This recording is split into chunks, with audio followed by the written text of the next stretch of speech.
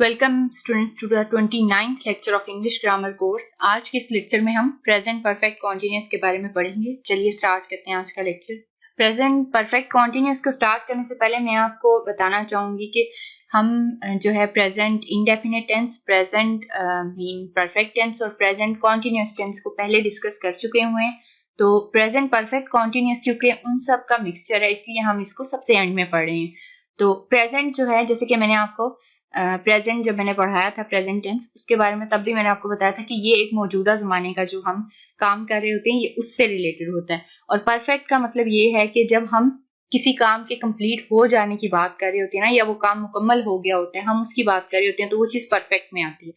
तो कॉन्टिन्यूअस का मतलब ये होता है कि वो काम अभी भी जारी हो सकता है या जारी है, तो इसको हम कहते हैं प्रेजेंट परफेक्ट कॉन्टिन्यूअस। अब हम देख लेते हैं कि इसको हम उर्दू में कैसे पहचान कर सकते हैं, इसकी उर्दू जुमलात में, और इसी तरह हम इसकी इंग्लिश के अगर हम सेंटेंसेस में देखना चाहें कि ये प्रेजेंट परफेक्ट कॉन्टिन्यूअस है, पास्ट परफेक्ट कॉन्टिन्यूअस है या फिर फ्यूचर परफेक्ट कॉन्टिन्यूअस है, हम इसको उनसे कैसे डिफरेंशिएट कर सकते हैं।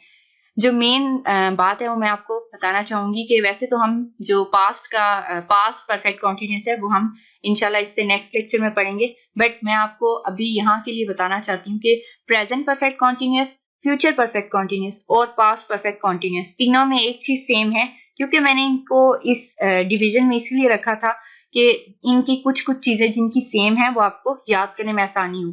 तो इसीलिए मैं आपको यहाँ पे एक चीज ये बताना चाहूंगी कि जो सिंस और फॉर का यूज है इसमें तीनों टेंसेस में, परफेक्ट में भी, परफेक्ट कॉन्टिन्यूअस में भी, प्रेजेंट परफेक्ट कॉन्टिन्यूअस में भी, पास्ट परफेक्ट कॉन्टिन्यूअस में भी और फ्यूचर परफेक्ट कॉन्टिन्यूअस में भी सिंस और फॉर का यूज सब में हो रहा है। इसी तरह जो फोर्थ फॉर्म है वो भी सब में यूज होगी।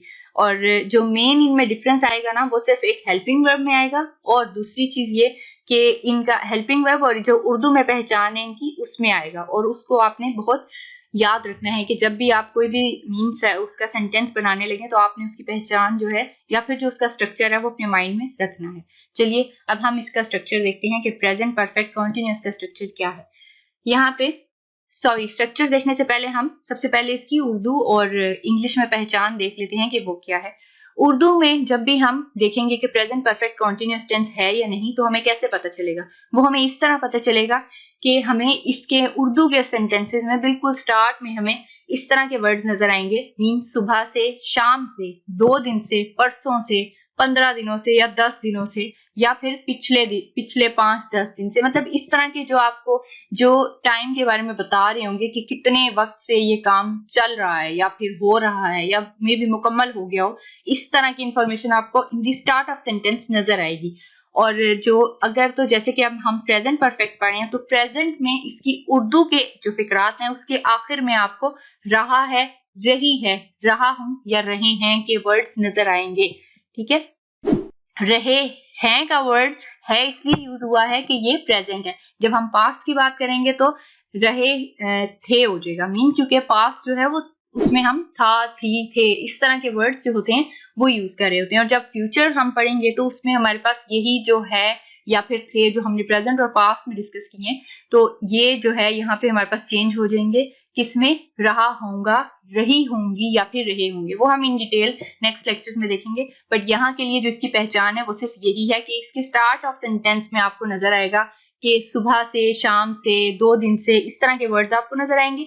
और जो इसका एंड है, जिसको हम कहते हैं कि जहां पे सेंटेंस उर्दू का एंड हो रहा होगा, वहां पे आपको क्या नजर आएगा? रहा है, रही है या फिर रहे हैं या फिर रहा हूं, इस तरह के वर्ड्स आपको नजर आएंगे। और अगर हम इंग्लिश में बात करें कि इंग्लिश में क्या इसकी पहचान होगी, तो आफ्टर सब्जेक्ट, मीन सब्जेक्ट जो I, we, they, you, he, she, it, इनके अलावा जो है आपको जैसे ही आपका सेंटेंस जो है कंटिन्यू करेगा, आपके सेंटेंस में आपको हैज बीन, हैव बीन का यूज नजर आएगा, फोर्थ फॉर्म ऑफ वर्ब नजर आएगी, देन ऑब्जेक्ट, या फिर उसके बाद आपको सिंस और फॉर का यूज नजर आएगा। ये था इसका स्ट्रक्चर। अब हम देख लेते हैं इसका extended structure. I, we, you, they, he, she, it और नेम, जैसे कि आपको पता है कि ये सब क्या है? सब्जेक्ट्स हैं। और उसके बाद हमारे पास आई, वी, यू, दे, ये जो पहले 4 हैं इनके साथ हैव बीन यूज होगा, और जो आखिरी 4 हैं ही, शी, इट और नेम, जिनको हम वाहिद भी कहते हैं, वाइब मीन जिनको हम सिंगुलर कहते हैं। तो इसको इनके साथ आपको क्या नजर आएगा, हैज बीन का यूज नजर आएगा। और fourth form of verb use होगी, देन ऑब्जेक्ट यूज होगा। ऑब्जेक्ट जो है वो आपके पास प्लेस, डे, कुछ भी हो सकता है, टाइम भी हो सकता है। और फिर इसके बाद आपके पास सिंस ऑफ और का यूज होगा। अब हम इसकी कुछ सेंटेंस एग्जांपल देख लेते हैं कि आपको इनको समझने में आसानी हो। अब सबसे पहले हम, जैसे कि आपको नजर आ रहा होगा, I have been writing articles on different topics since morning. अब यहाँ पे आपको नजर आ रहा होगा कि जैसे मैंने आपको बताया था कि आई के साथ एक तो हम हैव बीन का यूज करेंगे, देन हमारे पास राइटिंग क्या है हमारे पास यहाँ पे, फोर्थ फॉर्म ऑफ वर्ब। इसी तरह हमारे पास जो आपको मैंने बताया था कि सिंस और फॉर का यूज होगा at the end of sentence, जो कि यहाँ पे आपको नजर आ रहा है सिंस मॉर्निंग। अब हम देख लेते हैं इसको उर्दू में। मैं सुबह से ही मुख्तलिफ अनुवाद पर मज़ामीन लिख रहा हूँ। इसी तरह he has been reading the book for 2 hours। वो 2 घंटे से किताब पढ़ रहा है। They have been playing football for an hour। वो 1 घंटे से फुटबॉल खेल रहे हैं। She has been finding the dress since morning। वो सुबह से ही लिबास ढूंढ रही है। He has been studying in the library for 3 hours। वो 3 घंटे से लाइब्रेरी में पढ़ता रहा। We have been shopping at this fair for 2 hours। हम 2 घंटे से इस मेले में खरीदारी कर रहे हैं। He has been traveling around the world for a month। वो 1 माह से पूरी दुनिया में सफर कर रहा है। They have been playing cricket in that field for 5 hours। वो इस मैदान में 5 घंटे से क्रिकेट खेल रहे हैं। अब इन सब सेंटेंसेस में आपको नजर आ रहा होगा कि जैसे हमने उर्दू में इनकी पहचान पढ़ी थी, रहा है, रही है, रहे हैं या फिर रहा हूं, जैसे वर्ड्स आपको नजर आ रहे हैं। और जैसे कि मैंने आपको बताया था कि उर्दू फिकरात के स्टार्ट में आपको नजर आएगा सुबह से, शाम से, 2 घंटे से, या फिर इस तरह की जो टाइम को बता रहे होंगे कि कब से कब तक एक काम जारी रहा या मुकम्मल हो रहा है, इस चीज को ये शो कर रहे होंगे। और दूसरा ये कि इनके हेल्पिंग वर्ब्स का, जैसे मैंने आपको बताया था कि आई, वी, यू, दे के साथ हम हैव बीन का यूज करेंगे और ही, शी, इट, नेम के साथ हम हैज बीन का यूज करेंगे। बाकी fourth form of verb and then object. अब हम देख लेते हैं कि इनके नेगेटिव सेंटेंसेस कैसे बनाएंगे। नेगेटिव सेंटेंसेस, जैसे कि मैंने आपको थ्रू आउट टेंसेस की सीरीज में यही बताया कि हम जो है, अगर तो हमारे पास कोई सिंगल मीन के, जहाँ पे जैसे हम कहते हैं कि सपोज कि यहाँ पे हमारे पास हैव बीन, हैज बीन नहीं, जस्ट हमारे पास अगर हैज होता तो हैज के फौरन बाद में नॉट का यूज कर लेती to make it negative. But जैसे कि आपको नजर आ रहा है कि हमारे पास यहाँ पे हैव बीन है और हैज बीन है, दो हैं, मीन दो वर्ड्स है, तो हमने अब नॉट को कहाँ पे यूज करना है, इन दोनों के मिड में लगा देना है। तो अब हम इनकी सेंटेंस एग्जांपल देख लेते हैं। I have not been writing articles on different topics since morning. मैं सुबह से ही मुख्तलिफ अनुवाद पर मज़ामीन नहीं लिख रहा हूँ। यहाँ पे हमने क्या किया, आई के साथ पहले तो हमने हैव बीन का यूज किया और हैव बीन के बीच में मैंने आपको बताया था कि हम नेगेटिव बनाने के लिए बीच में इसके नॉट लगाएंगे। नॉट फॉर ओनली देयर, कि सिर्फ यहीं पे हमने नॉट नहीं यूज करना। जितने भी हमने नेगेटिव सेंटेंसेस हैं, जिस भी टेंस के हम बना रहे हैं, जब भी हमने उसको नेगेटिव बनाना है, अगर तो वो एक से ज्यादा है, जैसे कि यहाँ पे हैव बीन था, मीन सिर्फ हैव नहीं था, अगर तो सिर्फ हैव होता तो मैं सिर्फ हैव के फौरन बाद नॉट लगा देती। यहाँ पे हैव बीन था तो मैंने इसलिए इन दोनों के बीच में नॉट यूज किया। तो इसी तरह आपने हर टेंस में करना है नेगेटिव के केस में। अब हम देख लेते हैं, he has not been reading the book for 2 hours। वो 2 घंटे से किताब नहीं पढ़ता रहा है। They have not been playing football for an hour। वो 1 घंटे से फुटबॉल नहीं खेल रहे हैं। We have not been shopping at this fair for 2 hours। हम 2 घंटे से इस मेले में खरीदारी नहीं कर रहे हैं। He has not been traveling around the world for a month। वो 1 माह से पूरी दुनिया का सफर नहीं कर रहा है। They have not been playing cricket in that field for 5 hours। वो इस मैदान में 5 घंटे से क्रिकेट नहीं खेल रहे हैं। अब इन सब में आपको नजर आ रहा है कि ये एक प्रेजेंट परफेक्ट कॉन्टिन्यूअस है, मीन काम जारी भी है, काम कंप्लीट भी हो रहा है और साथ ही प्रेजेंट है। प्रेजेंट मीन के वो है के जो मीन हमें उर्दू के एंड में जो है नजर आ रही है, इस तरह के जो वर्ड्स हैं ये हमें नजर आ रहे हैं, ये हमें यही शो कर रहे हैं कि ये क्या है, प्रेजेंट की बात हो रही है। और इसके इंग्लिश में अगर हम देखें तो हैज और हैव हम प्रेजेंट के साथ यूज कर रहे हैं। अब हम देख लेते हैं कि हम इसके इंटेरोगेटिव सेंटेंसेस कैसे बनाएंगे। इंटेरोगेटिव में भी हमने यही चीज याद रखनी है सब टेंसेस के लिए कि जब भी हमारे पास मीन हेल्पिंग वर्ब है उसको हमने उठा के स्टार्ट ऑफ सेंटेंस ले आना है।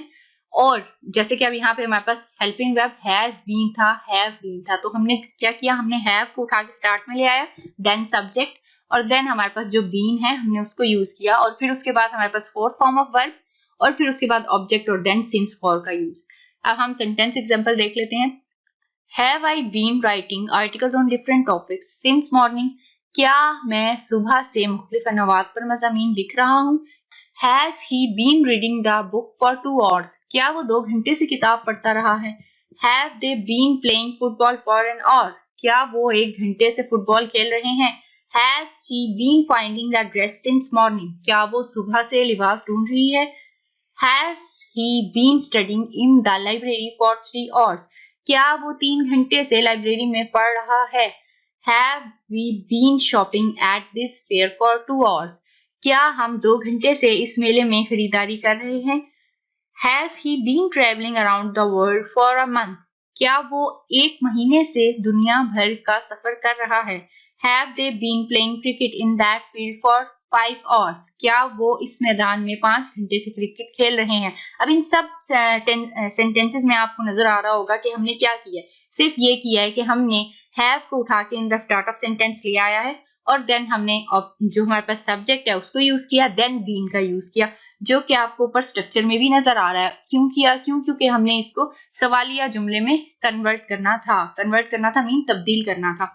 तो इसी तरह हम इंटेरोगेटिव सेंटेंसेस बना सकते हैं और इसी तरह हम नेगेटिव सेंटेंसेस बना सकते हैं जो कि हमने प्रीवियस स्लाइड में पढ़ा। एंड इसी तरह हम सिंपल सेंटेंसेस बना सकते हैं मैंने हर स्लाइड के ऊपर स्ट्रक्चर मेंशन किया है कि जब भी आप उसको रीड करें तो आपको स्ट्रक्चर को रीड करना है, देन आपने जो लिखा हुआ है उसको रिवाइज करना है ताकि आपको जो सेंटेंस है उसको बनाने में, उसको समझने में आसानी हो। होप सो कि आपको प्रेजेंट परफेक्ट कॉन्टिन्यूस के बारे में पता चल गया होगा कि उसको आपने किस तरह सिंपल सेंटेंसेस बनाने हैं, किस तरह आपने उसके नेगेटिव सेंटेंसेस बनाने हैं, किस तरह आपने उसके इंटेरोगेटिव सेंटेंसेस बनाने हैं और क्या इसकी पहचान है उर्दू और इंग्लिश दोनों में। Thank you, that's all for today's lecture. दिए गए क्वेश्चन का करेक्ट आंसर कमेंट बॉक्स में जरूर टाइप करें। अगर वीडियो अच्छी लगे तो वीडियो को लाइक करना और चैनल को सब्सक्राइब करना मत भूलिएगा। Thank you.